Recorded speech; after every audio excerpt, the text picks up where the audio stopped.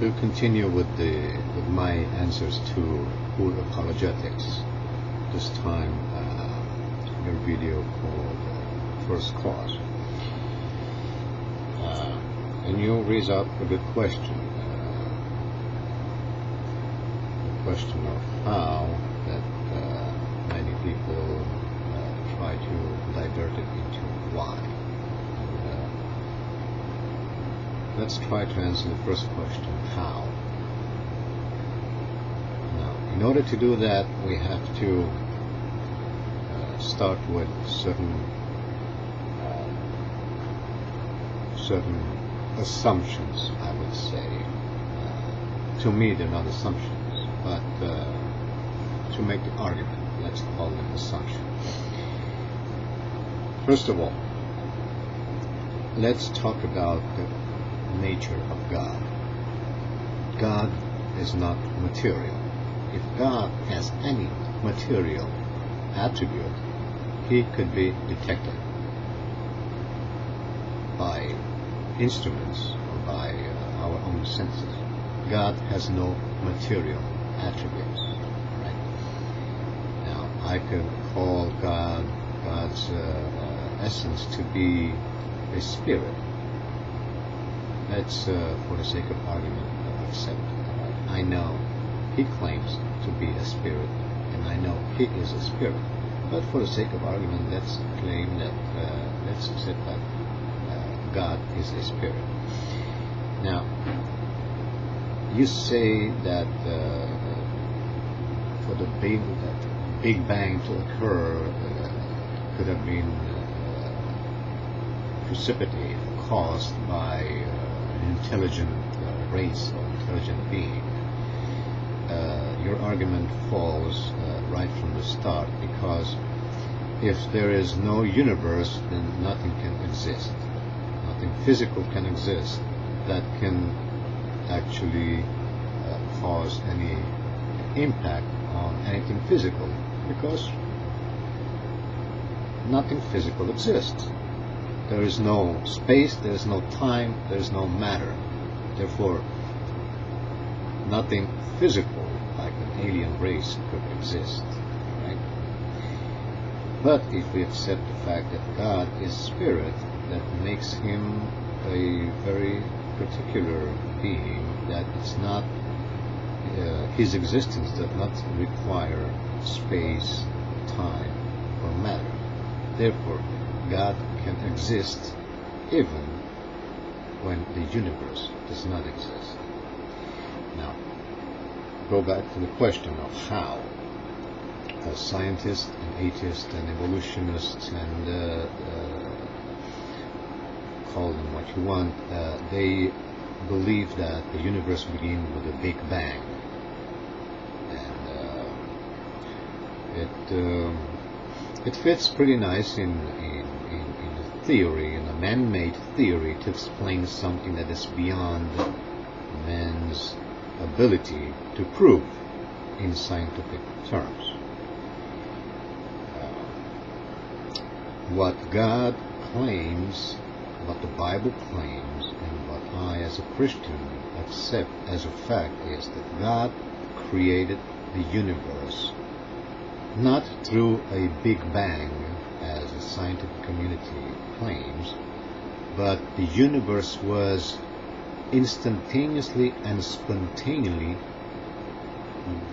brought into existence. The whole universe, the whole infinite universe, all the stars, the galaxies, the gases,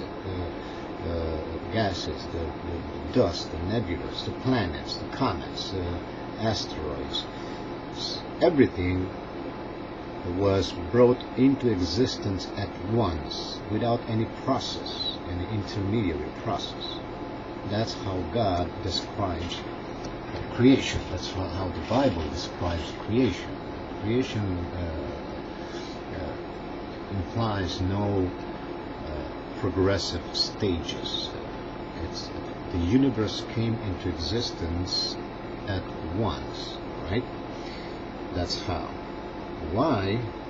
Okay, in order to talk about why, we have to make a little effort and try to detach ourselves from the simple concept of cause and effect. Not that they are not real and they're not true, but they are incomplete. And they're incomplete because there is one element that is missing, and that is purpose. That is cause, purpose, and effect. Therefore, when God created the universe, He was the cause. Why God created the universe? He had a purpose. We don't know why. The universe exists. Nobody can say why the universe exists. But God had a purpose. Now, the effect of the cause and the purpose is the existence of the universe, the existence of galaxies and stars and planets, and your existence and my existence. Right? So, I don't know if this answers in any way your concern or your argument.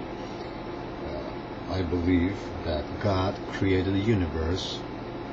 God existed before the creation of the universe. God is not bound by the physical laws of the universe. Actually, God created the physical laws of the universe. Those physical laws did not exist before the creation of the universe. Therefore, God existed before the universe. And if for some reason this universe will cease to exist, which I doubt it because it just doesn't make any sense, God will continue to exist beyond the universe. He is not bound by time, matter, space, or energy. He created all these things. Now, your analogy with the stone falling into a lake and causing the waves, and you say that you cannot trace the cause of the waves beyond the point of contact of that rock falling into the lake, that's not too convincing either, because you can trace it even further back. What caused the ripple effect on the lake? And then you will have to go into considering the fall of the rock, what that rock came from a cliff, what that cliff came from a mountain, what that mountain came from exists on a planet, what that planet came from exists within a solar system, why that solar system, where the solar system came from a galaxy, where that galaxy came from a cluster of galaxies, where the cluster of galaxies, and so on. You can go all the way back to the point of creation. So we can trace everything back to the point of creation. Right? I hope this is your concerns.